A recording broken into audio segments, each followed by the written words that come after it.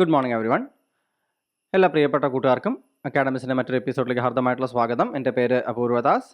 നമ്മൾ ഇന്ന് ചർച്ച ചെയ്യാനായിട്ട് പോകുന്നത് ഒരു ഒരു വളരെ ചെറിയ ഒരു ടോപ്പിക്കാണ്. അത് VIP സെക്യൂരിറ്റീസ് ഇൻ ഇന്ത്യ എന്ന് പറയുന്ന ടോപ്പിക്കാണ്. കറണ്ട് അഫയേഴ്സ് റിലേറ്റഡ് ആയിട്ട് ഈ അടുത്ത് ചില കാരണങ്ങൾ കൊണ്ട് ഈ ഒരു VIP സെക്യൂരിറ്റീസുമായി ബന്ധപ്പെട്ടിട്ടുള്ള ന്യൂസുകൾ പുറത്തു വന്നുകൊണ്ടിരിക്കുന്നുണ്ട്. ഏറ്റവും ലേറ്റസ്റ്റ് ആയിട്ട് RSSൻ്റെ ചീഫായിട്ടുള്ള മോഹൻ ഭാഗവതിന് സെക്യൂരിറ്റി വർദ്ധിപ്പിക്കാനായിട്ട് തീരുമാനിച്ചിട്ടുണ്ടായിരുന്നു. ഇത് കേരളത്തിലേക്ക് പാലക്കാട് ഈ അടുത്ത് നടന്നിട്ടുണ്ടായിരുന്നൊരു മീറ്റിങ്ങിൽ അദ്ദേഹം പങ്കെടുക്കുകയും അപ്പോൾ നമ്മുടെ പേപ്പറുകളിലും ന്യൂസുകളിലും എല്ലാം ഈ സെക്യൂരിറ്റിയുമായി ബന്ധപ്പെട്ടിട്ടുള്ള വാർത്ത വരികയും ചെയ്തിട്ടുണ്ടായിരുന്നു. അതുകൊണ്ട് നമ്മൾ കറണ്ട് അഫയേഴ്സ് റിലേറ്റഡ് ആയിട്ട് VIP സെക്യൂരിറ്റീസ് ഇൻ ഇന്ത്യ എന്ന് പറയുന്ന ഭാഗം ഒന്ന് വളരെ ചുരുങ്ങിയ സമയം കൊണ്ട് വേഗത്തിലൊന്ന് മനസ്സിലാക്കാനായിട്ട് ശ്രമിക്കുകയാണ്. നമ്മൾ എന്തുകൊണ്ട് ഈ ക്ലാസ് എടുക്കുന്നു എന്ന് വെച്ച് കഴിഞ്ഞാൽ ന്യൂസിൽ രണ്ട് രീതിയിൽ ഈ ന്യൂസ് വന്നിരുന്നു. ഒന്ന് സെക്യൂരിറ്റി ഓഫ് മോഹൻ ഭാഗവത് ആയിരുന്നു. അദ്ദേഹം BJPയുടെ ഐഡിയോളജിക്കൽ മെൻറ്റർ ആയിട്ടുള്ള രാഷ്ട്രീയ സ്വയം സേവക് സംഘിൻ്റെ അധ്യക്ഷനാണ്, നിലവിലെ ചെയർമാനാണ് അദ്ദേഹം.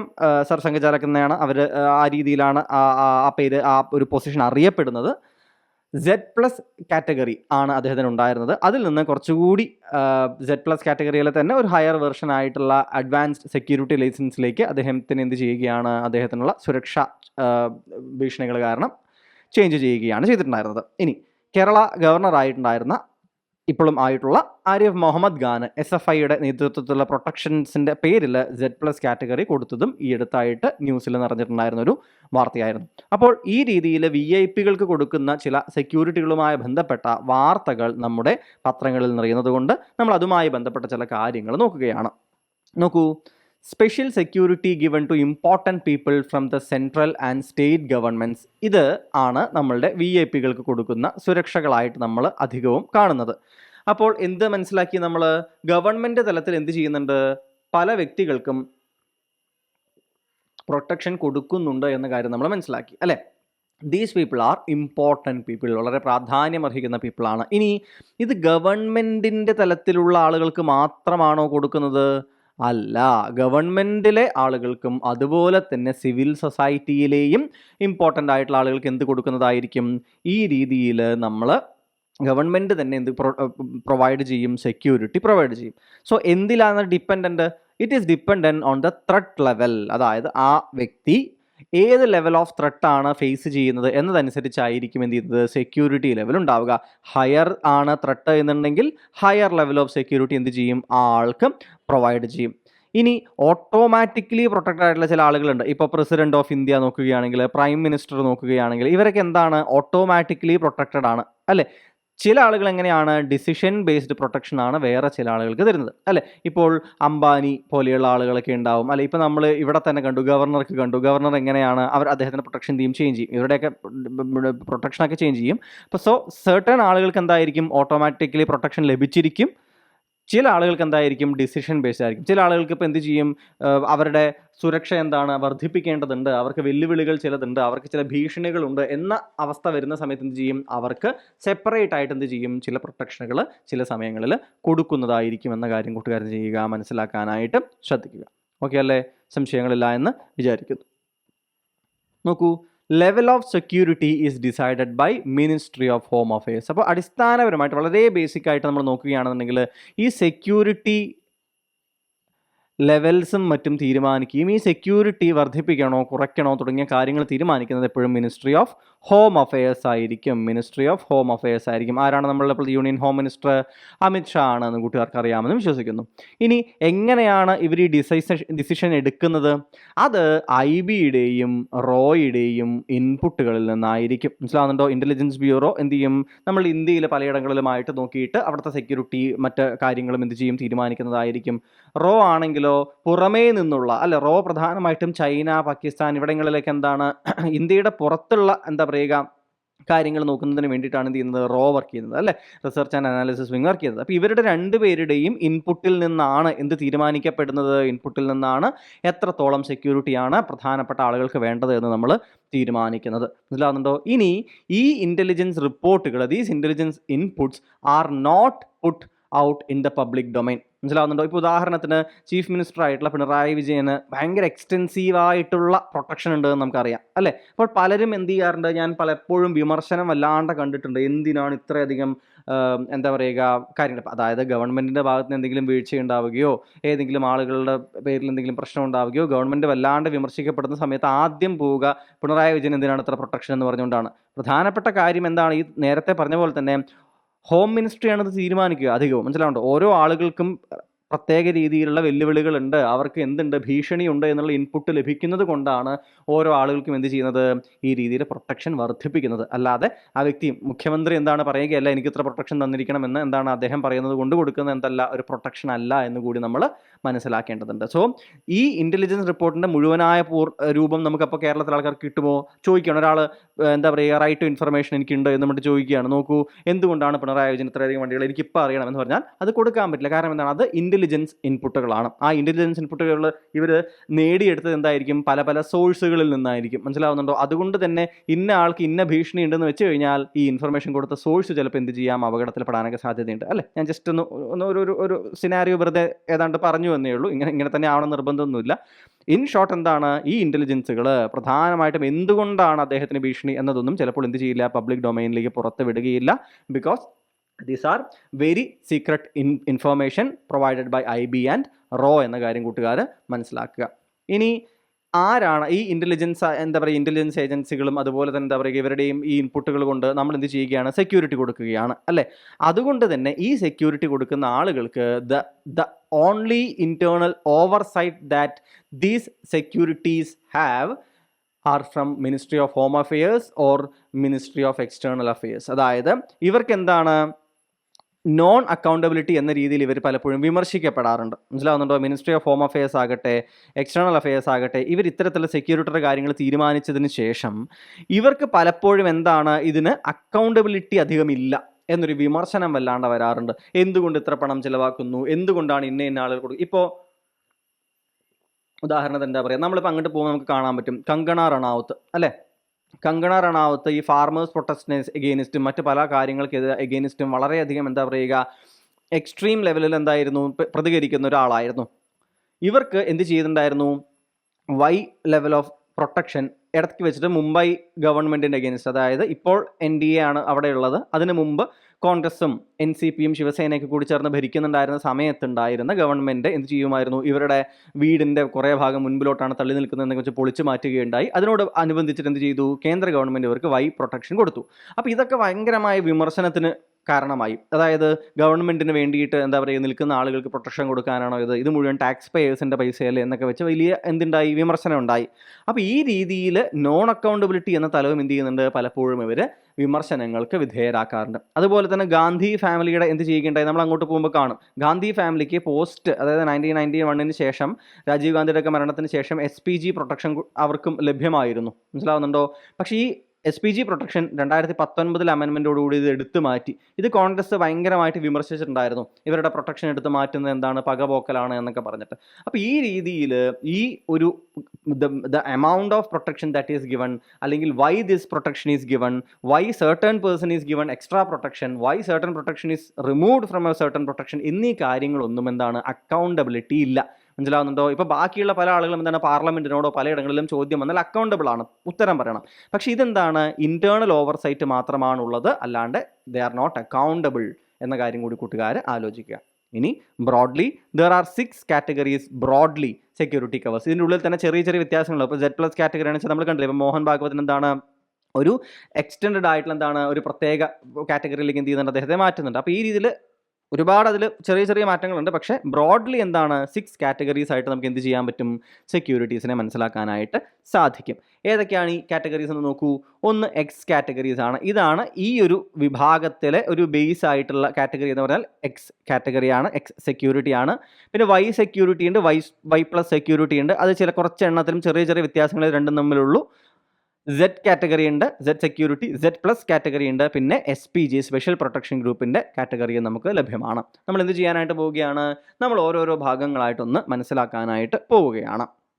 നോക്കൂ, ഞാൻ അഗെയിൻ പറയുന്നു, നമ്മൾ നേരത്തെ പെൻഷൻ UPS റിലേറ്റഡ് ആയിട്ട് യൂണിഫൈഡ് പെൻഷൻ സ്കീമിൻ്റെ വീഡിയോ ഇറക്കിയ സമയത്ത് ഞാൻ പറഞ്ഞാണ്, നമ്മൾ വളരെ ചുരുങ്ങിയ രീതിയിലുള്ളൊരു ഡിസ്കഷനാണ് നടത്തുന്നത്. എക്സ്റ്റെൻസീവ് ആയിട്ടുള്ള ഓരോന്നിനും എടുത്ത് വല്ലാണ്ട് എക്സ്റ്റെൻസീവ് ആയിട്ട് എന്താണ് ഒരു ചർച്ചയല്ല നടത്തുന്നത്. ബേസിക് ആയിട്ടുള്ള കാര്യങ്ങൾ മാത്രമാണ് ചർച്ച ചെയ്യുന്നത്. ഓക്കെ, ഇനി എക്സ് സെക്യൂരിറ്റി നോക്കുകയാണ് എന്നുണ്ടെങ്കിൽ ഇത് സെവറൽ സിറ്റിസൺസ് ഹാവ് ദിസ്. ആളുകൾക്ക് ബേസിക് ആയിട്ട് അവർക്കൊരു ഭീഷണിയുണ്ട് എന്നൊരു ഇൻഫർമേഷൻ കിട്ടുമ്പോൾ ആദ്യം കൊടുക്കുന്ന ഒരു സെക്യൂരിറ്റി ലെവലാണ് ഏത്, എക്സ് സെക്യൂരിറ്റി എന്ന് പറയുന്നത്. ഇതിൽ പ്രധാനമായിട്ടും രണ്ട് എന്തായിരിക്കും പേഴ്സണലായിട്ട് ഉണ്ടാവുക, മനസ്സിലാവുണ്ടോ? അപ്പോൾ പേഴ്സണൽ സെക്യൂരിറ്റി ഓഫീസേഴ്സ് എന്ന് പറയും. എന്താണ് പേഴ്സണൽ സെക്യൂരിറ്റി ഓഫീസേഴ്സ് എന്ന് പറയും? ഇവർ ആംഡ് ആയിരിക്കും, മനസ്സിലാവുണ്ടോ? ഇവരുടെ അടുത്ത് ആയുധങ്ങൾ ഉണ്ടാകും. ആംഡ് പോലീസ് പേഴ്സണലാണ് ഇവർ പ്രധാനമായിട്ടും, മനസ്സിലാവുന്നുണ്ടോ? സോ പേഴ്സണൽ സെക്യൂരിറ്റി ഓഫീസേഴ്സ് എന്ന തലത്തിലുള്ള രണ്ട് പേരാണ് എക്സ് സെക്യൂരിറ്റിയിൽ എന്ത് ചെയ്യുന്നുണ്ടാവുക, ഒരാൾക്ക് പ്രൊട്ടക്ഷനിൽ ഉണ്ടാവുക. മനസ്സിലാവുന്നുണ്ടോ കൂട്ടുകാർക്ക്? ഇനി ഇവരുടെ വർക്കിംഗ് രീതി എങ്ങനെയാണെന്ന് വെച്ച് കഴിഞ്ഞാൽ 3-8 മണിക്കൂറിൻ്റെ ഷിഫ്റ്റുകളായിരിക്കും ഒരു ദിവസം ഉണ്ടാവുക, അല്ലേ? 8 മണിക്കൂറിൻ്റെ ഷിഫ്റ്റിൽ ഇങ്ങനെ 2 പേരുണ്ടാകും, മനസ്സിലാവുന്നുണ്ടോ? അങ്ങനെ ഒരു ദിവസം 3 ഷിഫ്റ്റുകൾ ഉണ്ടാകും. അപ്പോൾ മൊത്തത്തിൽ എത്ര പേരുണ്ടാവും? 6 പേഴ്സണൽ സെക്യൂരിറ്റി ഓഫീസേഴ്സ് ആണ് ഇങ്ങനെ ഉണ്ടാവുക. അപ്പോൾ ഒഫീഷ്യലി പറയുമ്പോൾ എന്താണ്, 2 പേരാണ് സെക്യൂരിറ്റിക്ക് എക്സ് സെക്യൂരിറ്റിക്ക് ഉള്ളത് എന്ന് നമ്മൾ പറയും. പക്ഷേ ഈ 2 പേര് 8 മണിക്കൂർ കഴിയുമ്പോൾ മാറും. അടുത്ത 8 മണിക്കൂറിൽ അടുത്ത 2 പേര് വരും, അടുത്ത 2 പേര്, അങ്ങനെ മൊത്തത്തിൽ നോക്കുമ്പോൾ 6 പേര് എന്ത് ചെയ്യും, ഒരു ദിവസം എന്ത് ചെയ്യും, ഷിഫ്റ്റ് കംപ്ലീറ്റ് ആയിട്ട് അവർ പോകും. മനസ്സിലാവുന്നുണ്ടോ? ഇതിൽ ദർ ആർ നോ കമാൻഡോസ്, മനസ്സിലാവുന്നുണ്ടോ? There are no commandos for this X security wing എന്ന കാര്യം കൂടി കൂട്ടുകാരെ മനസ്സിലാക്കുന്നതിന് വേണ്ടിയിട്ട് ശ്രദ്ധിക്കുക. ഓക്കെ അല്ലേ? ആ ഭാഗം മനസ്സിലാക്കിയെങ്കിൽ അടുത്ത ഭാഗത്തേക്ക് പോകാം. Y security. ഈ വൈ സെക്യൂരിറ്റി, വൈ സെക്യൂരിറ്റി ഒക്കെ ആയിരുന്നു നമുക്ക് ആർക്ക്, കങ്കണ റണാവത്തിന് ഒക്കെ എന്ത് ചെയ്തിട്ടുണ്ടായിരുന്നത്, കൊടുത്തിട്ടുണ്ടായിരുന്നത്. മനസ്സിലാവുന്നുണ്ടോ? നോക്കൂ, ഇത് ഒരു 11 ആളുകളുള്ള 11% എൻറ്റോറേജ് ആണ് ഏത്, വൈ സെക്യൂരിറ്റി. വൈ പ്ലസിലേക്ക് പോകുമ്പോൾ ഇത് 11-ൽ നിന്നും എന്ത് ചെയ്യും, കുറച്ചുകൂടി കൂടാൻ സാധ്യതയുണ്ട്. ഇതിൽ 1-2 കമാൻഡോസ് കൂടി ഉണ്ടാകും. അതിനോടൊപ്പം എന്തായിരിക്കും, എപ്പോഴും 2 പേഴ്സണൽ സെക്യൂരിറ്റി ഓഫീസേഴ്സും എന്ത് ചെയ്യും, ഇവരോടൊപ്പം എപ്പോഴുമുള്ള 2 പേരായിട്ട് 2 പേഴ്സണൽ സെക്യൂരിറ്റി ഓഫീസേഴ്സും ഉണ്ടാകും. മനസ്സിലാവുന്നുണ്ടോ? ആൻഡ് ഈ വൈ സെക്യൂരിറ്റി അല്ലെങ്കിൽ Y plus category it depends on the situation and location and level of security.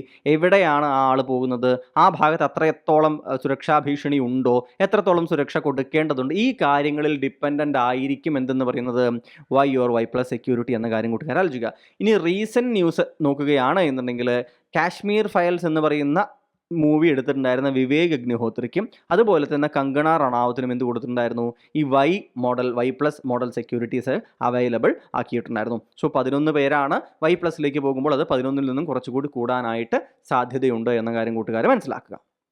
ഇനി സെഡ് കാറ്റഗറിയിലേക്ക് പോവുകയാണെങ്കിൽ, സെഡ് സെക്യൂരിറ്റിയിലേക്ക് നമ്മൾ പോവുകയാണ് എന്നുണ്ടെങ്കിൽ ഇവിടെ നമുക്ക് എന്താണ് കാണാൻ സാധിക്കുന്നത്, ഇറ്റ്സ് ആൻ എൻറ്റോറേജ് ഓഫ് 22%. മനസ്സിലാവുന്നുണ്ടോ? 22%ലുള്ള ഒരു സെക്യൂരിറ്റി കാറ്റഗറിയാണ് സെഡ് കാറ്റഗറി എന്ന് പറയുന്നത്. ഇതിൽ 4 മുതൽ 5 വരെ NSG കമാൻഡോസും ഉണ്ടാകും. There will B an escort vehicle and pilot vehicle. അതായത് ഇവർ പോകുന്ന റൂട്ട് ഉണ്ട്, അല്ല, ഇവർ പോകുന്ന റൂട്ട് എപ്പോഴും എന്തായിരിക്കണം, സെക്യൂർഡ് ആയിരിക്കണം. അതിനാണ് ഈ എസ്കോട്ട് വെഹിക്കിളും പൈലറ്റ് വെഹിക്കിൾസും പോകുന്നത്. എസ്കോട്ട് വെഹിക്കിൾ മാറും, ഇടയ്ക്കിടയ്ക്ക് മാറിക്കൊണ്ടിരിക്കും പലപ്പോഴും, മനസ്സിലാവുന്നുണ്ട്? അപ്പോൾ അതായത് ഇപ്പോൾ ഒരു സെക്ഷനിൽ ഒരു എന്തായിരിക്കും, അവിടുത്തെ ഒരു പോലീസ് സ്റ്റേഷനിലോ അവിടുത്തെ ജില്ലയിലുള്ള ഏതെങ്കിലും ഒരു എസ്കോട്ട് വെഹിക്കിൾ ആയിരിക്കും. അതിന് അടുത്ത ഭാഗത്തേക്ക് പോകുമ്പോൾ എന്ത് ചെയ്യും, വേറൊരു എസ്കോട്ട് വെഹിക്കിൾ എന്ത് ചെയ്യും, ആഡ് ചെയ്തിട്ട് ഇവരെന്ത് ചെയ്യും, റിട്ടേൺ ചെയ്യാൻ. അത് ഇറ്റ് ഡിപ്പെൻസ്. ഓക്കെ, സെക്യൂരിറ്റി എങ്ങനെയാണ്, എത്രത്തോളം ഇമ്പോർട്ടൻ്റ് ആണ്. ചിലപ്പോൾ ത്രൂ ഔട്ട് എന്തായിരിക്കും സംസ്ഥാനത്തിൽ അവർക്ക് എന്ത് ചെയ്യും, എസ്കോട്ട് വെഹിക്കിൾസും പൈലറ്റ് വെഹിക്കിൾസും എന്തായും പെർമനൻ്റ് ആയിട്ട് കൊടുക്കും.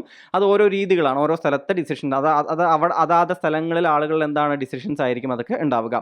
ITBP അതുപോലെ തന്നെ ഏതാണ്, CRPF, ഡൽഹി പോലീസ്, ഇവർക്കൊക്കെ എന്താണ്, these members has been assigned for set security എന്ന് ചെയ്യുക കൂട്ടുകാർ മനസ്സിലാക്കുക. ഇത് ആലോചിക്കുമ്പോൾ പണ്ടൊരിക്കലും നമ്മുടെ മൻമോഹൻ സിംഗ് വന്നിട്ടുണ്ടായിരുന്നു. മൻമോഹൻ സിംഗ് കേരളത്തിലേക്ക് വന്നു. എന്നിട്ട് മൻമോഹൻ സിംഗ് പ്രധാനമന്ത്രി നമ്മളുടെ തിരുവനന്തപുരത്ത് അവിടെ ഒരു അണ്ടർപാസ് ഉണ്ട്, നിങ്ങൾക്ക് അറിയോ അറിയില്ല, നമ്മളുടെ പാളയത്തിൻ്റെ അവിടെ ഒരു അണ്ടർപാസ് ഉണ്ട്. ആ അണ്ടർപാസിൻ്റെ ആ ഭാഗത്തേക്ക് പോകാതെ ശരിക്കും എന്ത് ചെയ്യണം, ഇങ്ങനെ വരും, നമ്മുടെ ബേക്കറി ജംഗ്ഷൻ്റെ ഭാഗത്തു നിന്നൊക്കെ കയറി വന്നിട്ട് ഇങ്ങനെ ലെഫ്റ്റിലേക്ക് തിരിഞ്ഞ് പോകാനാണ് പോയിട്ടുണ്ടായിരുന്നത്. പക്ഷേ അതിൻ്റെ ഇവിടെ അണ്ടർപാസ്സാണ്, ഇവിടെ ഒരു അണ്ടർപാസ് പോകുന്നുണ്ട്, മുകളിൽ കൂടെ വേറെ റോഡ് അങ്ങോട്ട് പോകുന്നുണ്ട്. ഇങ്ങനെ പോയി കഴിഞ്ഞാൽ എവിടേക്കാണ്, നമ്മളുടെ കഴക്കൂട്ടം ഭാഗത്തേക്ക് പോവാം. നേരെ പോവുകയാണെന്നുണ്ടെങ്കിൽ പിന്നെ എന്താണ്, കവടിയാറ് ഭാഗത്തേക്കൊക്കെ ഇങ്ങനെ കടന്നു പോവാം. അപ്പോൾ ഈ കൂട്ടർ വന്നിട്ട് ഇങ്ങോട്ട് ലെഫ്റ്റിക്ക് തിരിയണമായിരുന്നോ അതോ കവടിയാർക്ക് എന്തോ പോകണമായിരുന്നു? ഇവിടേക്ക് പോയി കഴിഞ്ഞാൽ ഈ അണ്ടർപാസിൻ്റെ ഉള്ളിലോട്ട് കയറി കഴിഞ്ഞാൽ ഇങ്ങനെ പോയിട്ട് എവിടേക്ക് പോവും, നമ്മളെ യൂണിവേഴ്സിറ്റിയുടെ ആ ഭാഗത്തേക്കും ഇപ്പുറത്തെ AKG സെൻ്ററൊക്കെ ഉള്ള ഇങ്ങോട്ട് പോകും. ഞാൻ വെറുതെ റൂട്ട് മാപ്പ് വരയ്ക്കല്ല കേട്ടോ, ജസ്റ്റ് മനസ്സിലാക്കാൻ പറഞ്ഞാണ്. ഈ വന്ന ആളുകൾ ശരിക്കും പ്രധാനമന്ത്രിയുടെ ഈ ഒരു ഹോൾ യൂണിയൻ ഇവരെങ്ങോട്ട് പോകണമായിരുന്നു, വേറെ ഏതോ റൂട്ടിലേക്കാണ് പോകേണ്ടിയിരുന്നത്. പക്ഷേ പൈലറ്റിൻ്റെ ആളുണ്ടല്ലോ, പൈലറ്റ് വെഹിക്കിളിൻ്റെ പോലീസുകാരൻ അറിയാണ്ട് അത് പെട്ടെന്ന് അത് ഇതിനു മുമ്പ് ഒരുപാട് തവണ ഒരു പ്രാക്ടീസ് നടത്തിയിട്ടുണ്ട്. പെട്ടെന്ന് ഇയാൾ അറിയാണ്ട് എന്ത് ചെയ്തു, താഴത്തോട്ട് എടുത്തു കഴിഞ്ഞപ്പോൾ ഇയാൾക്ക് മനസ്സിലായി പ്രശ്നം പറ്റിയെന്ന്. ഇയാൾ എന്ത് ചെയ്തു, അണ്ടർ പാസിൻ്റെ ഉള്ളിൽ കൊണ്ടുപോയിട്ട് പെട്ടെന്ന് അറിയാണ്ട് പേടിച്ചിട്ട് ഇയാൾ നിർത്തി. എന്ത് ചെയ്യണമെന്ന് ഇയാൾക്ക് അറിഞ്ഞില്ല. റൂട്ട് മാറിയത് ഇയാൾക്ക് മനസ്സിലായി, ചവിട്ടി. ഒന്ന് ആലോചിച്ച് നോക്കൂ, അണ്ടർ പാസിൻ്റെ ഉള്ളിൽ പ്രധാനമന്ത്രിയുടെ ഉൾപ്പെടെയുള്ള വാഹനങ്ങൾ മുഴുവൻ എന്തായി, ഹോൾട്ടായി. മൊത്തത്തിൽ ആളുകൾ പേടിച്ചു.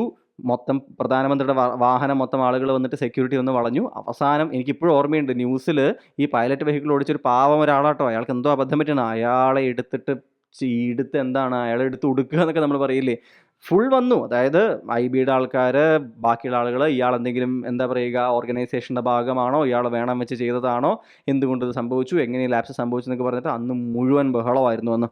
അപ്പോൾ ഇതെന്തല്ല, ഇതൊരു ചെറിയ പരിപാടിയല്ല, ഇത് വളരെ വളരെ എന്താണ് ഇമ്പോർട്ടൻ്റ് ആയിട്ടുള്ള കാര്യമാണ്. പ്രധാനമന്ത്രിക്ക് സെക്യൂരിറ്റി അല്ല കേട്ടുള്ളത്, അതിലേക്ക് നമ്മളിപ്പോൾ വരും. ഞാൻ പറഞ്ഞത് അദ്ദേഹത്തിനും ഒരു പൈലറ്റ് വെഹിക്കിൾ ഉണ്ടായിരുന്നു. ആ പൈലറ്റ് വെഹിക്കിൾ ഓടിച്ചിട്ടുണ്ടായിരുന്നൊരു പാവം മനുഷ്യൻ എന്ത് ചെയ്തു, പെട്ടെന്നൊരു അബദ്ധം പറ്റി. അയാൾ അത് കഴിഞ്ഞിട്ട് രാത്രി ഉച്ചയ്ക്കോ മറ്റത് സംഭവിച്ചിട്ട് സന്ധ്യയോട് കൂടിയിട്ട് അയാൾ പുറത്തിറങ്ങി വരുന്ന ഒരു വീഡിയോ ഇവർ എടുക്കുന്നുണ്ട്. അയാളെ കണ്ടാലേറെ, അയാളെ പിടിച്ച് ഇടിച്ചിട്ടുണ്ടോയെന്നൊന്നും അറിയില്ല, അത്രയധികം എന്താണ് അയാൾ മാനസികമായിട്ടൊക്കെ തളർന്ന പോലെ അയാളുടെ യൂണിഫോമൊക്കെ അയാൾ പുറത്തിട്ട് അയാളുടെ തലമുടിയൊക്കെ ഒരുമാതിരിയായി, കണ്ണും കായും ഒക്കെ പേടിച്ച് അയാളുടെ ഒരു മുഖം എനിക്ക് ഇപ്പോഴും ഓർമ്മയുണ്ട്. ഞാൻ സെക്യൂരിറ്റി പെട്ടെന്ന് പറഞ്ഞപ്പോൾ എനിക്ക് ഓർമ്മ വന്നപ്പോൾ പറഞ്ഞാണ്. ഓക്കെ, അടുത്തേക്ക് പോവാം. എന്താണ് Z+ കാറ്റഗറി? Z+ കാറ്റഗറിയിലേക്ക് നമ്മൾ നോക്കുന്ന സമയത്ത് this is the highest level of security after the SPG. Special protection ഗ്രൂപ്പിൻ്റെ SPGയുടെ പ്രൊട്ടക്ഷൻ കഴിഞ്ഞ് കഴിഞ്ഞാൽ പിന്നെ ഏറ്റവും ഹയസ്റ്റ് ലെവൽ ആർക്കാണ് ഈ Z+ കാറ്റഗറിയിലാണുള്ളത്. മനസ്സിലാകുന്നുണ്ടോ? ഇതിലെങ്ങനെയാണ് 55 പേഴ്സണേൽസ് ആണ്. 55 personnel are there along with CRPF commandos. അപ്പോൾ ഇത് CRPF എന്നായിരിക്കും പലപ്പോഴും എന്ത് ചെയ്തെന്ന് ആളുകൾ എടുക്കുക. CRPF എന്ന് മാത്രമായിരിക്കണം എന്നില്ല, CRPF എന്നാണ് എനിക്ക് തോന്നുന്നു. നമ്മളുടെ ഓരോരുത്തർക്കും നമ്മളുടെ ഹോം മിനിസ്ട്രിയുടെ ആൾക്കാർ, അല്ലെങ്കിൽ NSAK, ഇവർക്ക് ഓരോരുത്തർക്കും എങ്ങനെയാണ് സെൻട്രൽ ആംഡ് ബറ്റാലിയൻ എന്നുള്ളത്, അതുപോലെ തന്നെ എന്താണ് റിസർവ്ഡ് പോലീസ് ഫോഴ്സ് എന്ന്, അങ്ങനെ ഓരോ ആളുകൾക്കും എന്താണ് ഓരോ സ്ഥലത്ത് നിന്നുള്ള ആളുകളായിരിക്കും എന്ത് ചെയ്യുക, അവർക്കുള്ള പ്രൊട്ടക്ഷനൊക്കെ കൊടുക്കുക. മനസ്സിലായിട്ട് ഹോം മിനിസ്റ്റർക്ക് ഒരാളായിരിക്കും, നാഷണൽ സെക്യൂരിറ്റി അഡ്വൈസർക്ക് ചിലപ്പോൾ മറ്റൊരു സ്ഥലത്തു നിന്നായിരിക്കും. ഇങ്ങനെ എന്ത് ചെയ്യും, വ്യത്യാസം വരാനായിട്ട് സാധ്യതയുണ്ട്. ഇനി there is an additional protection of around 10 national security guard. NSG കമാൻഡോസിന് എന്തായിരിക്കും, ഒരു 10 പേരുടെ എന്ത് ചെയ്യും, ചിലപ്പോൾ ഇറ്റ് ഡിപ്പെൻസ്, ആവശ്യമനുസരിച്ച് എന്ത് ചെയ്യും, ഈ രീതിയിൽ അഡീഷണൽ പ്രൊട്ടക്ഷൻ എന്ത് ചെയ്യാറുണ്ട്, ലഭ്യമാക്കാറുണ്ട്. There will be bulletproof vehicles. Also there will be 3 shift escort always. മനസ്സിലാവുന്നതോ? 3 ഷിഫ്റ്റ് ആയിട്ടുള്ള ഓൾവേസ് എസ്കോട്ട് എന്തുണ്ടാവും, ഇവർക്ക് ഉണ്ടാവുകയുമുണ്ട്. ഇനി union minister Amit Shah, Yogi Adityanath, union finance minister, അതുപോലെ തന്നെ നമ്മുടെ രാഹുൽ ഗാന്ധി, അല്ലെ, സോണിയാഗാന്ധി, ഇവർക്കൊക്കെ എന്താണ് ഇപ്പോൾ നിലവിലുള്ളത്, Z+ കാറ്റഗറിയാണ്. മനസ്സിലാവുന്നുണ്ട് കൂട്ടുകാർക്ക്? ഈ അടുത്ത് നിങ്ങൾക്ക് ഓർമ്മയുണ്ടാകും, SFIയുടെ വലിയ പ്രൊട്ടസ്റ്റുകൾ നടന്ന സമയത്ത് സെക്യൂരിറ്റി ലാപ്സ് ഉണ്ടായി എന്ന് വെച്ചിട്ട് ആരിഫ് മുഹമ്മദ് ഖാൻ, നമ്മുടെ ഗവർണർക്ക് എന്ത് ചെയ്തിട്ടുണ്ടായിരുന്നു, Z+ കാറ്റഗറി സുരക്ഷ കൊടുത്തിരുന്നു. അതിനെ കുറേ പേര് വിമർശിച്ചു, കുറേ പേര് എന്താ പറയുക, ഇത് രാഷ്ട്രീയം മാത്രമാണ്. കാരണം കേരളത്തിൽ ഇപ്പോൾ എന്താണ് ഉണ്ടാവുക, Z+ കാറ്റഗറി സുരക്ഷ കൊടുക്കാനായിട്ട് SFIയുടെ സമരത്തിൻ്റെ പേരിൽ എന്തിനാണത് കൊടുക്കേണ്ടത് എന്നൊക്കെ പറഞ്ഞിട്ട് എന്ത് ചെയ്തിരുന്നു, വിമർശനങ്ങൾ വന്നിട്ടുണ്ടായിരുന്നു. അത് രാഷ്ട്രീയം. പക്ഷേ എന്തായിരുന്നു, Z+ കാറ്റഗറിയുടെ കാര്യങ്ങൾ എന്തായിരുന്നു, ന്യൂസിലുണ്ടായിരുന്നു എന്ന കാര്യം കൂട്ടുകാർ എന്ത് ചെയ്യുക, മനസ്സിലാക്കാനായിട്ട് ശ്രദ്ധിക്കുക. ഇനി നമ്മൾ അവസാനത്തെ തലത്തിലേക്ക് വരികയാണെങ്കിൽ, നിലവിൽ ഏറ്റവും വലിയ പ്രൊട്ടക്ഷൻ എന്ന് പറയുന്നത് SPG പ്രൊട്ടക്ഷനാണ്. SPGയുടെ പ്രൊട്ടക്ഷൻ നിലവിൽ ഉള്ളത് ഓൺലി ടു പ്രൈം മിനിസ്റ്റർക്ക് മാത്രമാണ് എന്ത് ചെയ്യുന്നത് ഉള്ളത്. പ്രൈം മിനിസ്റ്റർക്കും ഇമ്മീഡിയറ്റ് ഫാമിലി മെമ്പേഴ്സിനുമാണ്. അതായത് ഈ SPG ഉണ്ടല്ലോ, ഈ SPGകളുടെ ഈ ഒരു രീതി ഉണ്ടാക്കിയത് 1985 ഇന്ദിരാഗാന്ധിയുടെ അസാസിനേഷന് ശേഷമാണ്. 1985 ഈ ഒരു എന്താ പറയുക, ഒരു നോട്ടിഫിക്കേഷനോടെ SPG എന്ന് പറഞ്ഞ പുതിയൊരു പ്രൊട്ടക്ഷൻ ഗ്രൂപ്പ് വേണമെന്നവർ തീരുമാനിക്കപ്പെടുന്നത്.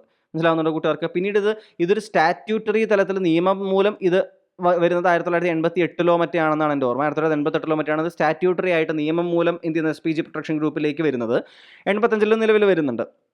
ഇനി ഒരു കമ്മിറ്റി ഉണ്ടായിരുന്നു, ബീർബൽ നാഥ് എന്നാണ് കമ്മിറ്റിയുടെ പേര്. ഒരു ബീർബൽ നാഥ് എന്ന് പറയുന്ന ഒരു കമ്മിറ്റിയെ വെക്കുകയും ബീർബൽ നാഥ് കമ്മിറ്റി വെക്കപ്പെടുകയും ഈ ബീർബൽ നാഥ് കമ്മിറ്റിയാണ് എന്ത് ചെയ്യുന്നത്, സെപ്പറേറ്റ് ആയിട്ടുള്ള ഒരു പ്രധാനമന്ത്രിക്ക് ഒരു സെപ്പറേറ്റ് പ്രൊട്ടക്ഷൻ ഗ്രൂപ്പ് വേണമെന്ന രീതിയിൽ എന്താണ് പറയുന്നത്. ഈ ബാഗൊക്കെ കണ്ടിട്ടില്ല ഇവരുടെ, ഈ ബാഗൊക്കെ നിവർത്താൻ പറ്റും. ഒരു ബോഡി സ്യൂട്ട് പോലെയല്ല, മൊത്തത്തിൽ നിവർത്തിയിട്ട് എന്ത് ചെയ്യാൻ പറ്റും, ഇവർക്ക് ഒരു ഷൂട്ട് വന്നാലൊക്കെ എന്ത് ചെയ്യാൻ, പ്രൊട്ടക്ട് ചെയ്യാനൊക്കെ അവർക്ക് സാധിക്കും. ഇവർ ഹൈലി ട്രെയിൻഡ് ആയിട്ടുള്ള വളരെ എഫിഷ്യൻ്റ് ആയിട്ടുള്ള ആളുകളാണ് ആര്, ഈ ഹോൾ SPG ആളുകൾ മൊത്തം.